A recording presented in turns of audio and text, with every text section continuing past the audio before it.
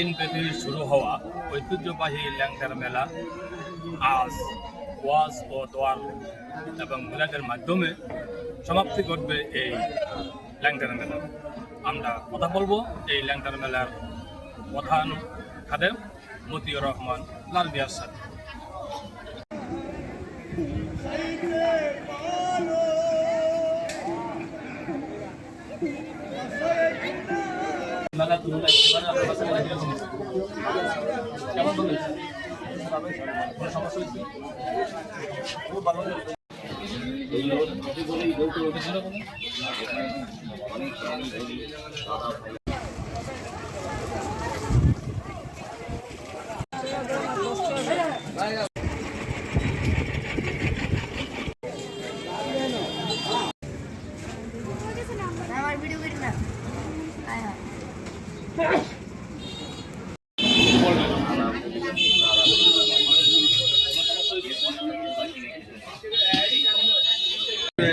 আমরা সাহায্য কামনা করি, আমি সেখানে নিয়ে ওটা করতে চেষ্টা করি। আমি 92 সালে একটা মামলা, যার মামলা নম্বর 20 ওই মামলায় মুন্সিপুরে মামলা করছি প্রথম, সেখানে নিষেধাজ্ঞা হয়েছে। তারপরে কর্তৃপক্ষ আপিল করছে, সেখানেও জজ করে নিষেধাজ্ঞা হয়েছে। তারপরে রিভিশন হাইকোর্টে সেখানেও নিষেধাজ্ঞা। তারপরও চেষ্টা করতেছি যাতে এর মাত্রা না হয়। তবে এলাকার কিছু অসাধু উপায়ের লোকজন আছে, তারা করবে, সেটার জন্য আমি প্রশাসনের কাছে সাহায্য চাই যাতে এটা না হয়। আর বিভিন্নভাবে সাংবাদিক ভাইরা যা লিখেন, আমি মনে করি এইসব বাজের কথা না লিখে আসেন আপনারা সবাই মিলে এই দরবারে শরীফকে কেন্দ্র করে যেখানে কোনো চাঁদাবাজি হয় কিনা বা গাঁজামাত বিক্রি হয়, যেটা সবাই মিলে প্রতিহতি করি। আপনার একজন অলিয়ালা দরবারের মানুষ উরুস করে জিয়ারত করার জন্য আসে, সেখানে গাঁজা খাওয়ার জন্য আসে না। কিছু অসাধু ব্যক্তি আছে যারা গাঁজামাত বিক্রি করে খায়, এটা উরুস থাকলেও করবে, না থাকলেও করবে। উরুসের ছাড়াও তো বিভিন্ন স্পট দেখা যাচ্ছে গাঁজা 3 কেজি 4 কেজি গাঁজা ধরা পড়ে, সেটা মাজাকে কেন্দ্র করা হয় নাই, উরুসে কেন্দ্র করা হয় নাই। এইসব যারা করে তারা উরুস ছাড়া করে, উরুস খেয়েও করে।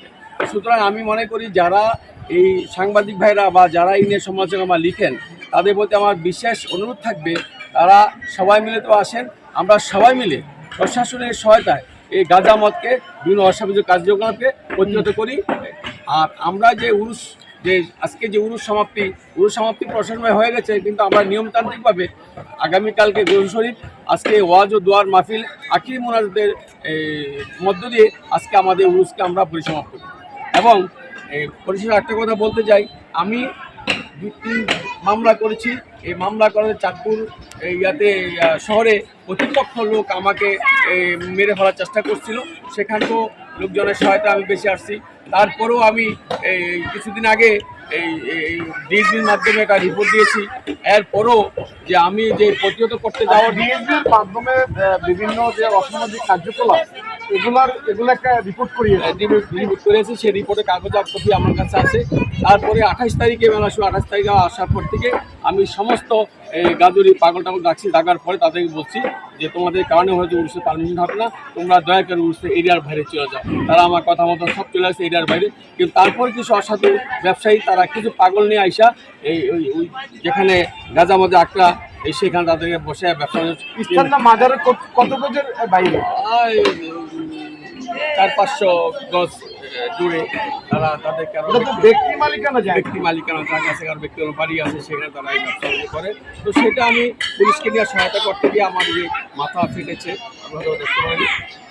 আমি সবসময় এই গাঁজা মদ বিভিন্ন সঙ্গে বিপক্ষে সবসময় করি, পদক্ষেপ নেই।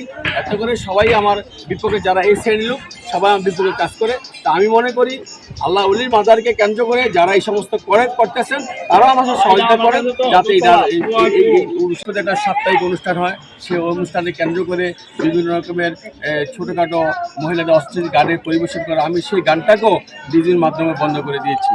এবং এই গান বন্ধ করার পর থেকেও বিভিন্ন মহল থেকে আমার উপরে বিভিন্ন চাপ সৃষ্টি করে, সেই চাপ থেকে প্রতিহত রাগ করে পরেই কিন্তু আমি গান খোঁজা বন্ধ করে দিয়েছি।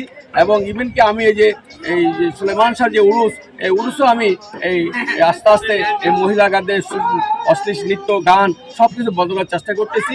তবে যারা আছেন, যারা বিভিন্নভাবে লিখতেছেন, তারা না লিখে তারা আমি মনে করি সলেমান শাহ প্রেমিক হয়ে, সলেমান শাহ সুহাগিক হয়ে আসেন, আমাকে দিক নির্দেশনা দেন আমি কিভাবে আপনাদের সহায়তায়, প্রশাসনের সহায়তায় এই সমস্ত অশ্লীল নৃত্য, গান বাজনা যা কিছু বন্ধ করতে পারি, সেই জন্য আমাকে সুপরামর্শ দেন। ধন্যবাদ।